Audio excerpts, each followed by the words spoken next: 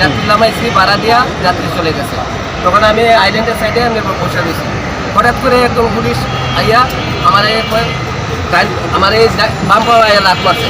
আপনাকে সে কেন বাঁচছে? ওই যে দাঁড়াই রয়েছে যে আপনার সাংবাদিকের লোকে দেখা কথা বলতেছে যে যখন লাভ পাচ্ছে না, তখন আমি জিজ্ঞেস করলাম, আমি বললাম আমি কি অন্যায় করলাম?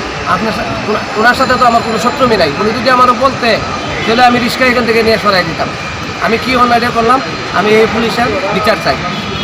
আচ্ছা, সে আপনি পরবর্তীতে আশপাশে যে সাংবাদিক ছিল তাদের উপরে সে কেমন আচরণ করছে? আচরণকে এমন কোনো সাংবাদিক বাকি নাই যে তার কোনো খারাপ ধরনের ব্যবহার যে করে নাই।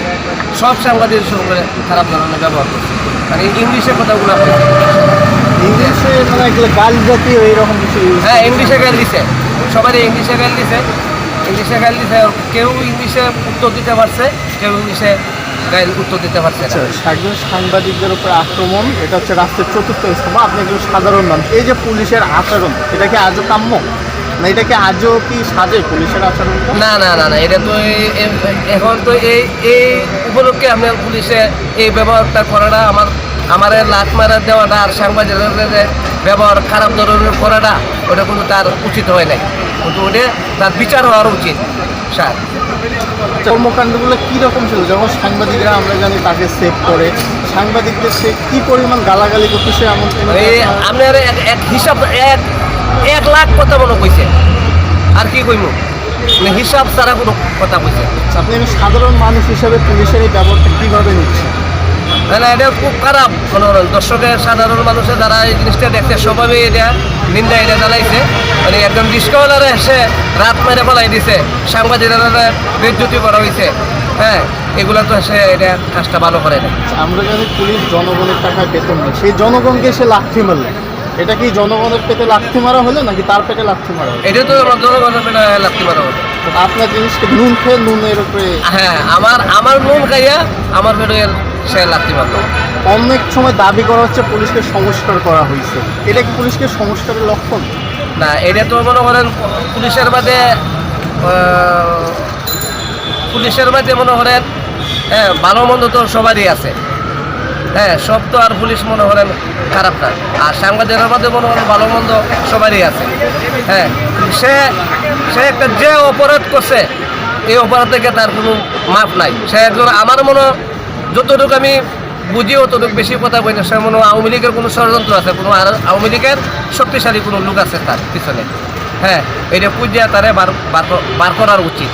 আপনি পুলিশের কি বিচার চান? হ্যাঁ, আমি সুস্থ তার বিচার চাই। আপনার মনের একটা ক্ষোভ আছে, আপনি একজন সাধারণ মানুষ, এসে লাথি মারছে, আপনি কি বিচার চান? আমার নির্দিষ্ট বিচার? আমার বিচার চাই এটা, সে যে আমার বাবাতে শরীরে লাত মারছে, সে আমার কাছে মাপ চান। যদি মাপ না চায় তাহলে আপনি কি করবেন? এইটা তো মনে করেন আমি তো সাধারণ মানুষ, গরিব মানুষদের তো আর কেউ কাছে করেন, তো মনে করেন সাংবাদিকের কাছে এটা আমি দিয়ে দিলাম কথা।